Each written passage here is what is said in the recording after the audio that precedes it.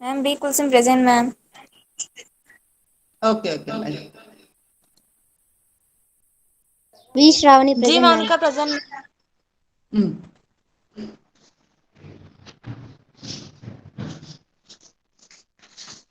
S P Kanya Gautami present. Present ma'am. B Udayasri present ma'am. है ना।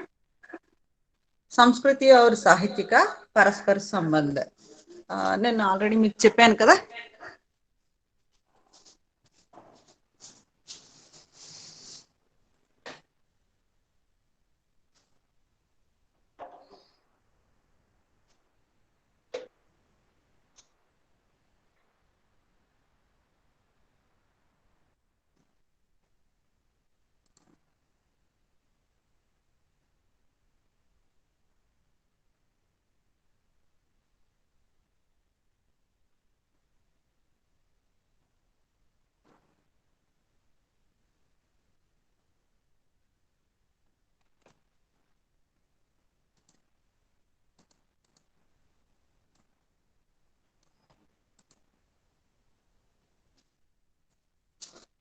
మళ్ళీ ఒకసారి చెప్తున్నాను, సంస్కృతి और సాహిత్య का परस्पर संबंध అనేది ఒకసారి చూసుకోండి అమ్మాయి.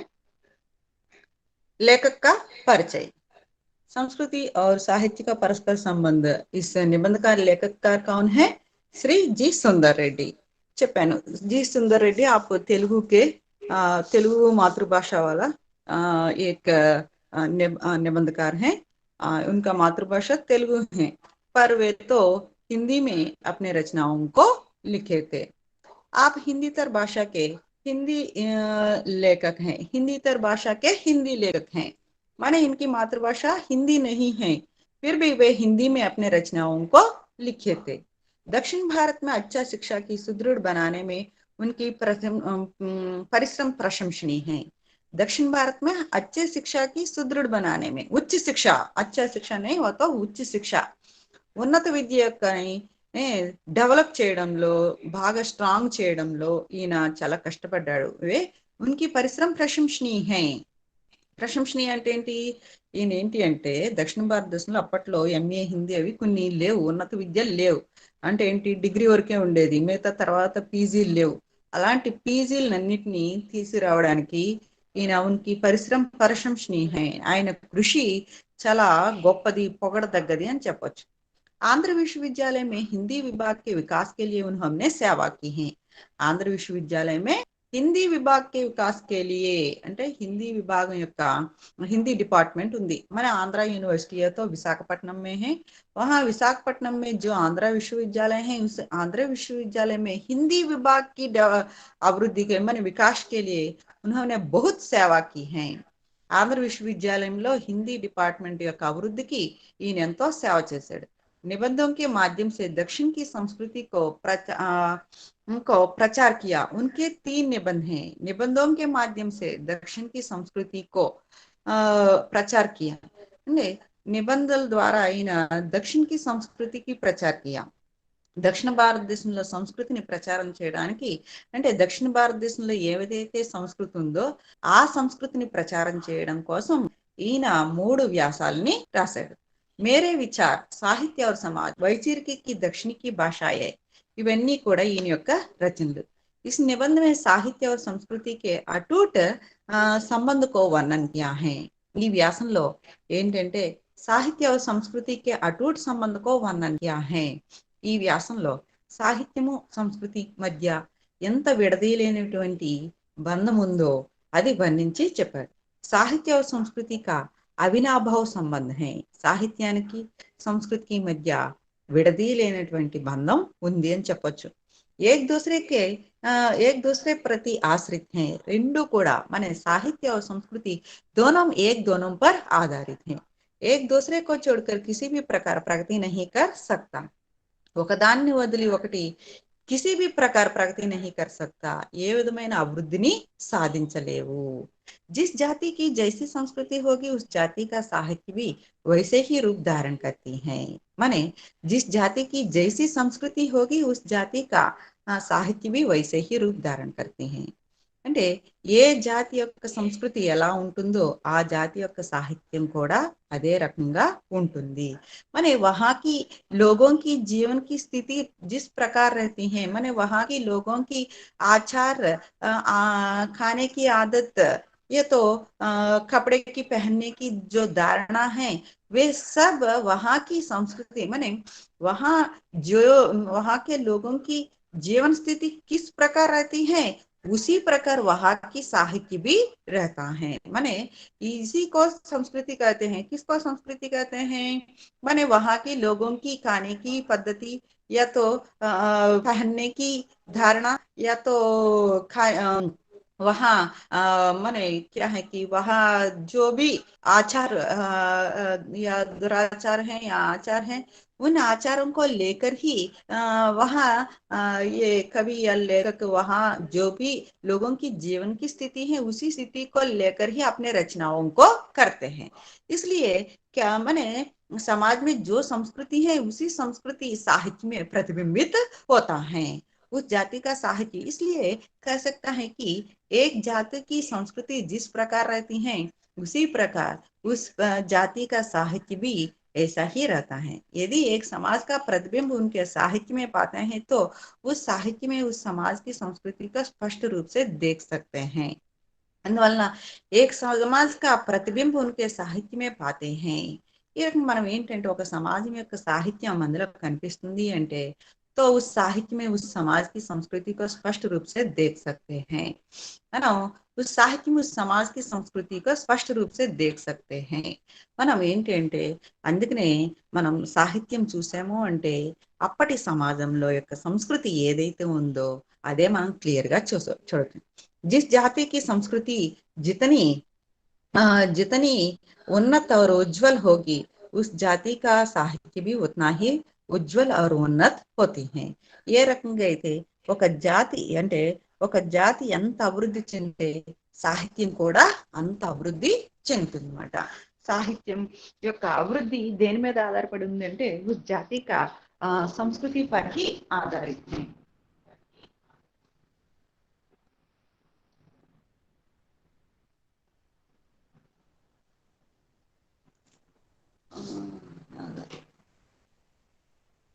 हाँ, చూడండి संस्कृति को छोड़ भारतीय अपना आदि कवि वाल्मीकि ने अपने रामायण में ఈ రోజు కొంచెం ప్రాబ్లం వచ్చిందమ్మా నెట్ నేను సెల్లో చెప్తున్నాను అందుకనే కొంచెం चरण जिस तरह समाज और साहित्य का संबंध अनिवार्य है उसी तरह संस्कृति और साहित्य का संबंध भी उतना ही घनिष्ठ है। ఏ రకంగా అయితే సమాజం సాహిత్యం యొక్క సంబంధం తప్పనిసరో అదే రకంగా సంస్కృతి సాహిత్యానికి కూడా అంతే సంబంధం ఉంది। రెండు విడదీయలేము। సాహిత్యాన్ని समाजाన్ని जिस प्रकार विभाजन नहीं कर सकते उसी प्रकार संस्कृति और साहित्य का भी विभाजन नहीं कर सकते। आदि कवि वाल्मीकि ने अपने रामायण में तत्कालीन भारतीय संस्कृति और तत्कालीन जीवन के Sajeev ma'am Chitra Yasmeen Bano present ma'am. Okay ఆదికవి వాల్మీకి తన యొక్క రామాయణంలో అప్పటి भारतीय సమాజంలో जो भी संस्कृति है उस संस्कृति को अपने रामायण में वर्णन किया है। ఇప్పుడు వాల్మీకి ఉన్నారు, వాల్మీకి ఏం చేశారు అప్పటి ఆయన రామాయణం రాశారు। రామాయణం రాసేటప్పుడు అప్పటి సమాజంలో ఏవైతే స్థితిగతులు ఉన్నాయో వాటిని ఆయన వర్ణించాడు। ఆర్య సంస్కృతి రమణీయ చిత్ర ఉస్మే प्रतिबिंबित है। ఆర్య సంస్కృతి అంతా కూడా అందులో కనిపిస్తుంది। व्यास महर्षि का महाभारत तत्कालीन भारतीय जीवन का जीता जागता चित्र है। व्यास महर्षि మహాభారతంలో చూడండి వ్యాస మహర్షి రాశాడు। ఆయన ఏమి రాశాడు మహాభారతం రాశాడు। మహాభారతం రాసేటప్పుడు ఆయన అప్పటి భారతీయ జీవన పరిస్థితులను మనకి క్లియర్ గా కనిపిస్తున్నాయి। వ్యాస మహర్షి యొక్క మహాభారతం తత్కాలీన భారతీయ జీవన్ కా జీతా జాగ్తా చిత్రం హై। వ్యాస మహర్షి రాసిన మహాభారతం కాలం నాటి భారతీయ జీవితాన్ని ఉన్నది ఉన్నట్లు రాశారన్నమాట। बौद्ध और जैन साहित्य में उस काल के जनसमूह के मानसिक स्थिति की प्रतिच्छाया दिखाई देती है। బౌద్ధుల యొక్క జైనుల యొక్క సాహిత్యంలో ఆ కాలం నాటి అప్పటి ప్రజల యొక్క ప్రతిఛాయ దిఖాయి దేతి హై అంటే ఏంటి బౌద్ధుల యొక్క జైనుల యొక్క సాహిత్యంలో ఆ కాలంలోని ప్రజల యొక్క స్థితిగతులు మనకు అందులో కనిపిస్తున్నాయని మనం చెప్పొచ్చు అన్నమాట. हमारे देश के विभिन्न भाषाओं के साहित्यों में भारतीय संस्कृति की स्रवंती अविरल रूप से बहती आ रही है। అయితే చూడండి, हमारे देश के विभिन्न भाषाओं के साहित्यों में भारतीय संस्कृति की स्रवंती अविरल रूप से बहती आ रही है। మన విభిన్న భాషల యొక్క సాహిత్యంలో భారతీయ సంస్కృతి క్లియర్ గా ప్రవహిస్తూ ఉంటుంది. ఎప్పుడో ఇన్ని భాషలు ఉన్నాయి, అన్ని భాషల్లో కూడా సాహిత్యం రాయబడుతుంది. ఆ యొక్క అన్ని భాషల్లో సాహిత్యంలో కంపల్సరీ మనకి ఏది కనిపిస్తుందంటే ఆయా భాషల యొక్క సంస్కృతి కంపల్సరీ ఆ సాహిత్యంలో కనిపిస్తుంది. అంటే ఆ భాషను ఉపయోగించే ప్రజల యొక్క సంస్కృతి మనకు అందులో కనిపిస్తుంది. अतः कह सकते हैं कि भारतीय संस्कृति को छोड़ भारतीय साहित्य का अस्तित्व ही नहीं है। इसलिए हम कह सकते हैं कि ఏంటంటే భారతీయ సంస్కృతి को छोड़ భారతీయ సాహిత్య का अस्तित्व ही नहीं है। అంటే భారతీయ సంస్కృతిని వదిలి భారతదేశ సాహిత్యం అనేదే లేదు. అంటే ఏంటి, సంస్కృతి వదిలితే సాహిత్యం అనేదే లేదు, దాని ఉనికి అనేదే లేదు. సంస్కృతి ఉంటేనే సాహిత్యం అనేది వస్తుంది మాట. సంస్కృతి లేనిదే సాహిత్యం రావడం అనేది ఉండదు. నెక్స్ట్, हमारी भारतीय हमारी भारतीय संस्कृति वह पवित्र संगम है जिसमें कई संस्कृति रूपिणी नदियां आकर सम्मिलित हो गई हैं। మన భారతదేశ సంస్కృతి చాలా పవిత్రమైంది. ఇందులో చాలా రకాల సంస్కృతులు వచ్చి, సంస్కృతిపరమైన నదులు వచ్చి అందులో వచ్చి కలుస్తున్నాయి. जब विभिन्न भिन्न संस्कृतियों का संपर्क या उनका संगम एक दूसरे में होता है तब वे परस्पर एक दूसरे को प्रभावित किए बिना नहीं रहती। ఎప్పుడైతే రకరకాల సంస్కృతులు వచ్చి అందులో కలుస్తున్నాయో, ఇక్కడ చూడండి, ఒక సపోజ్ చెప్పాను మీకు, अलग अलग नदियों का संगम किसी एक प्रदेश में होता है। माने हमारे देश के जो भी 12 नदियां हैं, वे नदियां माने एक प्रदेश में संगम होता है तो उस प्रदेश को पवित्र संगम कहते हैं। అంటే చూడండి, నదులు వివిధ నదులన్నీ కలిసి ఒక చోట కలిస్తే పవిత్రమైన సంగము అంటారు. అలాంటి చోట మనం అందరూ కూడా స్నానం చేస్తాము. ఎందుకంటే అక్కడికి వెళ్తే అలాంటి పవిత్రమైన ప్రదేశాల్లో మునిగితే మన పాపాలన్నీ పోతాయి, పుణ్యం వస్తుంది అనే ఒక నమ్మకం ఉంది ఆ పవిత్రమైన సంగంలో స్నానం చేస్తే. అదే రకంగా దాన్ని ఏ విధంగా అయితే పవిత్ర సంగము అంటామో, భారతదేశం కూడా ఒక పవిత్రమైన సంగము అంటాము. ఎందుకంటే ఇక్కడ రకరకాల మతస్థులు కలిసి ఉన్నారు, రకరకాల కులస్తులు ఉన్నారు. హిందూ మతము, ముస్లిం మతము, క్రిస్టియన్ మతము, సిక్ మతం అని ఎన్నో మతాలు ఉన్నాయి. ఇక్కడ అన్ని మతాల యొక్క ఇక్కడ పవిత్ర సంగమం ఇక్కడ ఉంది. అయితే అన్ని మతాలలో కూడా ఏంటంటే అన్ని మతాల పవిత్ర సంగమం ఉంది. అందుకనే ఏంటంటే పవిత్రమైన ఈ సంగమంలో ఏంటంటే ఈ పవిత్రమైన సంగమంలో ఇక్కడ స్నానం చేస్తే ఎంత పవిత్రమో అలాగే భారతదేశంలో కూడా ఇక్కడ పవిత్రమైన స్థానం ఏర్పడింది. భారతదేశం కూడా ఒక పవిత్రమైన స్థానం అని మనం చెప్పచ్చు. అందుకనే మనం ఏంటి అంటే ఎందుకు అంటే పవిత్రమైన సంగమం అని ఎందుకు అంటున్నాము అంటే ఇక్కడ ఏంటి అంటే పవిత్రమైన సంగమం అనేసి ఎందుకు అంటున్నాము అంటే మనం కొంచెం డిస్టర్బ్ గా ఉందని ఈరోజు. ఎందుకంటే ఇక్కడ చూడండి, ఇక్కడ అందరూ దేవుణ్ణి ఆరాధిస్తారు. మెయిన్ ఎన్ని మతాలున్నా కాన్సెప్ట్ ఒకటే, దేవుణ్ణి ఆరాధించడం. తర్వాత ఇక్కడ తీర్థ ప్రసాదాలు ఉన్నాయి. ఎన్ని మతస్థులు ఉన్నా అన్ని మతాల్లో దేవుణ్ణి ఆరాధిస్తారు. అందరూ వివాహ వ్యవస్థని లేకపోతే ఉమ్మడి కుటుంబాలని ఆదరించడం, అందరూ కలిసిమెలిసి ప్రేమ అభిమానాలతో ఉండడం, విలువలతో జీవనం సాగించడం, అన్ని మొత్తం భారతదేశంలో ఏ మూలకి వెళ్ళినా మీకు అన్ని మూలల ఈ విలువలతో జీవనాన్ని గడిపడం, ఇవన్నీ కూడా చాలా ఉన్నాయన్నమాట. అంటే ఇక్కడ ఎంతో పవిత్రమైన సంగము ఇక్కడ ఉంది అని మనం చెప్పచ్చు. అందుకనే ఏంటి అంటే ఈ యొక్క పవిత్రమైన సంగమం వలన ఇక్కడ మన భారతదేశాన్ని పవిత్రమైన ప్రదేశం అనేసి అంటాం. అందుకనే ఈ యొక్క మన యొక్క సంస్కృతి అంతా కూడా మన యొక్క సాహిత్యంలో మనకి కనిపిస్తుంది అన్నమాట. అంగ్రేజం ఇక్కడ ఏంటి, కొంతకాలం మొఘల్స్ వచ్చి పరిపాలించారు, కొంతకాలం బ్రిటిష్ వాళ్ళు పరిపాలించారు. అందుకని మొఘల్స్ యొక్క ప్రభావం మన మీద పడింది, తర్వాత బ్రిటిష్ వాళ్ళ యొక్క కొత్తదనం, నూతనతనం అనేది, మోడర్న్ అనేది మనకి అంగ్రేజీ లోగం సే హీ మిలాతా. వాళ్ళ ప్రభావం కూడా మన మీద ఉంది. అని ఆ యొక్క సాహిత్యం కూడా ఎవరైతే వచ్చి వాళ్ళ ప్రభావం మన మీద చూపిస్తున్నారో, వచ్చినప్పుడల్లా ఏమవుతుంది అంటే మన యొక్క సంస్కృతి అభివృద్ధి చెందుతూ ఉంది. ఆ అభివృద్ధి చెందుతూ ఉంటే సాహిత్యం కూడా అభివృద్ధి చెందుతూ ఉంటుంది అన్నమాట. సాహిత్యం కూడా అభివృద్ధి చెందుతూ ఉంటుంది అన్నమాట. అందుకనే ఆజ్కి విచార్ సే आज के विचार से हमारी संस्कृति में कुछ न्यूनताएं अवश्य हो सकती हैं, जिनके कारण युगानुसार आधुनिकता के साथ भावी जीवन पथ पर स्वभावतः अग्रसर होने में हम कुछ पिछड़े हैं. చూడండి, ఈ రోజు చెప్పాలి అంటే మన యొక్క సంస్కృతిలో చాలా కొన్ని లోటుపాట్లు ఉన్నాయని మనం చెప్పచ్చు. అయితే లోటుపాట్లు ఏంటి అంటే, న్యూనత అంటే ఏంటి, ఈ యొక్క భావి జీవన పథ స్వభావత అగ్రసర్ హోనే హం కిచడే అంటే ఏంటి చూడండి. మనం కొన్నిటిల్లో మోడర్న్ యుగంలో, ఇప్పుడు కొత్త కొత్త మోడర్న్ యుగం వచ్చింది, కానీ కొన్ని మనం మూఢాచారాల్ని వదలట్లేదు. అందుకనే మన సంస్కృతిలో కొన్ని బలహీనతలు ఉన్నాయని చెప్పచ్చు. అయితే కానీ ఏంటంటే తర్వాత నెమ్మదిగా మన మీద ఏంటంటే ఎంతమంది ఎన్ని రకాలుగా వచ్చి మన మీద పరిపాలన చేసి మనల్ని ఇది చేసినా గానీ మనం నెమ్మదిగా కానీ మనం మన సంస్కృతిని మట్టు వదులుకోలేదు అన్నమాట. వీళ్ళందరూ మన మీద ప్రభావితం చూపించినా గానీ అబ్బా కరెంట్ పోయిందమ్మాయి. ఎన్ని చూపించినా కానీ, ఎవరెన్ని చూపించినా కానీ మనం మటుకు మన యొక్క కల్చర్ని వదులుకోలేదు అన్నమాట. మనం మన కల్చర్ని వదులుకోలేదు. అయితే మన కల్చర్ని మనం వదులుకోలేదు. మనం ఫాలో అవుతున్న, మనం ఎంత కొత్తదనం వెళ్ళినా కానీ రేపు ఎక్కడికైనా నేను భారతీయుని అంటాము, మన పుట్టిన దేశాన్ని మనం మర్చిపోము. మనం మటుకు ఇప్పటికీ ఎంతమంది ఎంత గొప్పదనం అయినా కానీ, ఎంత దేశాలు తిరిగి వచ్చినా కానీ ఇది మళ్ళీ మన దేశము అనే అంటున్నారు తప్ప, లేకపోతే ఆ మట్టినే ఎంతో గౌరవిస్తారు, తన పుణ్యభూమిని తను గౌరవిస్తున్నారు తప్ప ఎవరు కూడా తన యొక్క ఎంత గొప్ప ఉన్నత స్టేజ్కి వెళ్ళినా కానీ మాతృభూమిని ఎవరూ మర్చిపోరన్నమాట.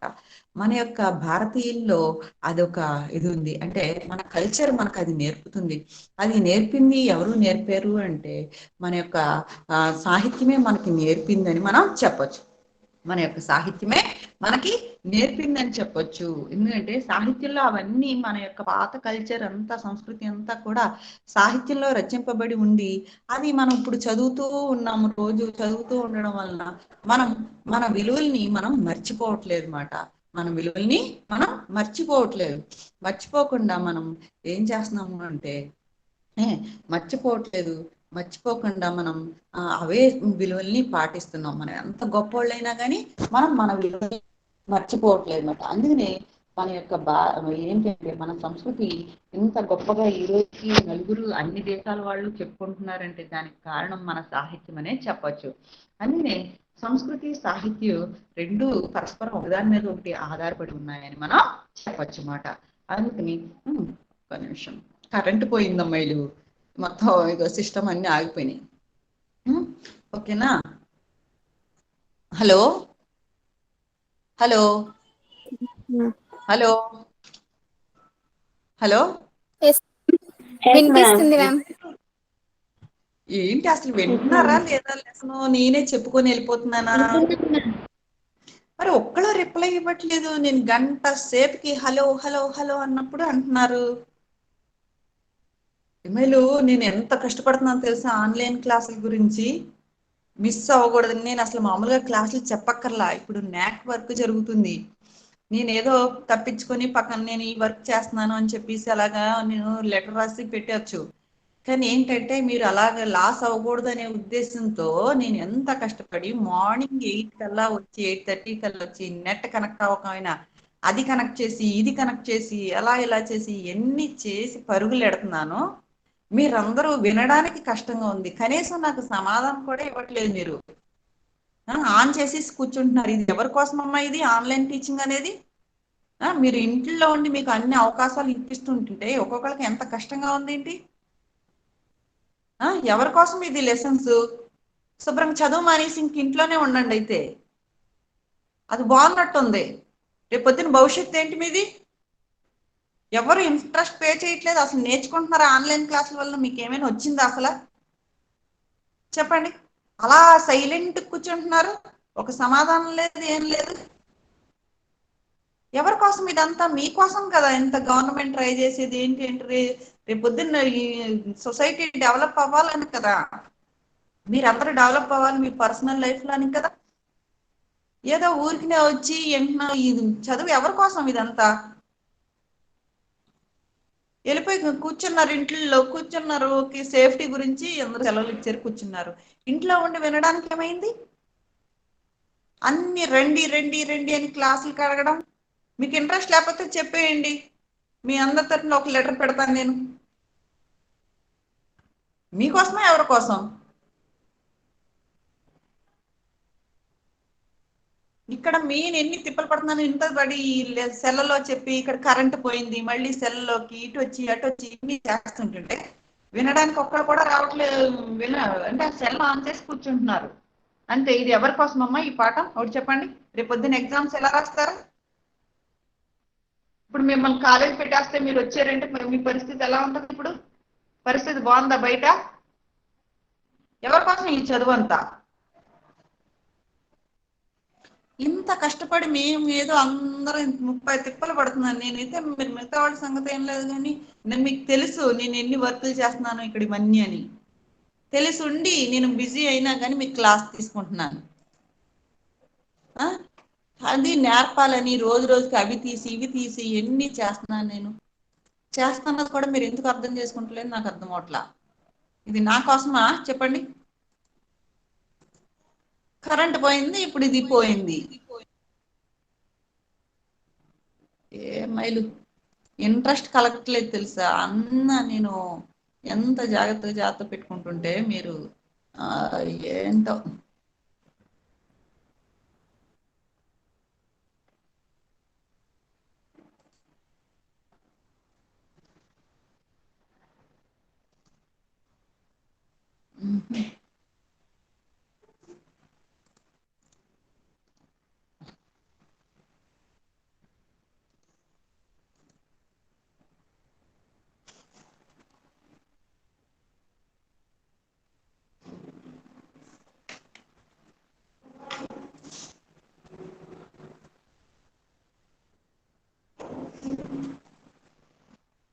వీళ్ళు ప్రీ ఫైనల్ ఎగ్జామ్ కి చదువుతున్నారా? Yes ma'am. చదువుతున్నారా? Yes ma'am. పరీక్షలు తెలుసు కదా, ప్రీ ఫైనల్ మండే నుంచి అని. ఓకేనా? Yes ma'am. మోడల్ పేపర్ పెట్టాను, చూసుకున్నారా? చూసుకున్నాం మ్యామ్. చూసుకున్నారు కదా.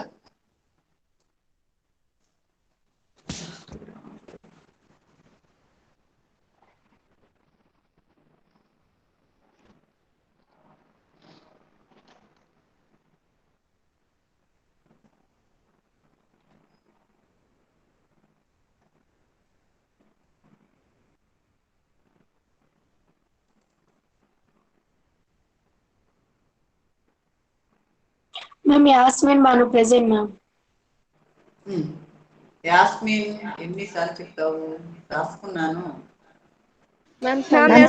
Madam M Jyothi present madam. S Asiya Prerana ma'am. Madam K Jyothi Tejanjali present ma'am. చూడండి మీరు నెక్స్ట్.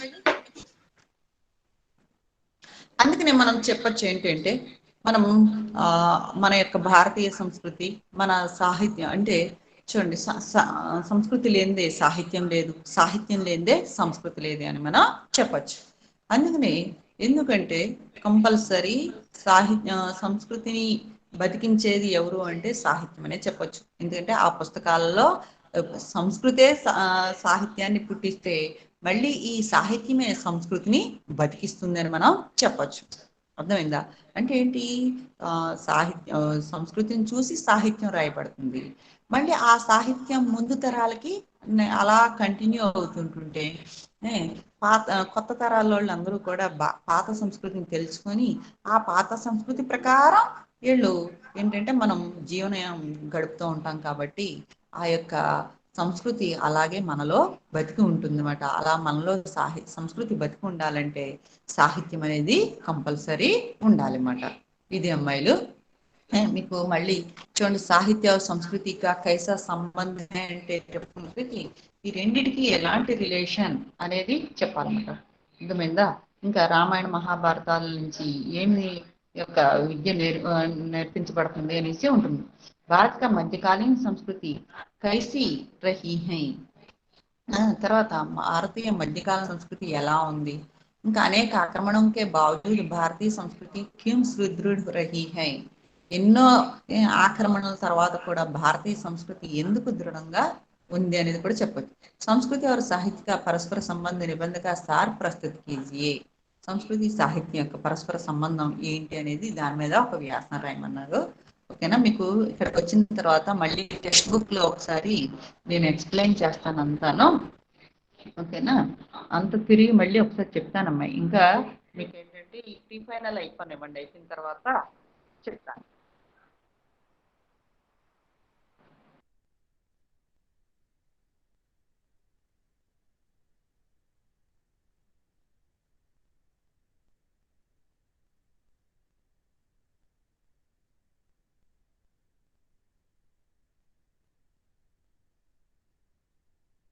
మేడం లెఫ్ట్ అయ్యారా?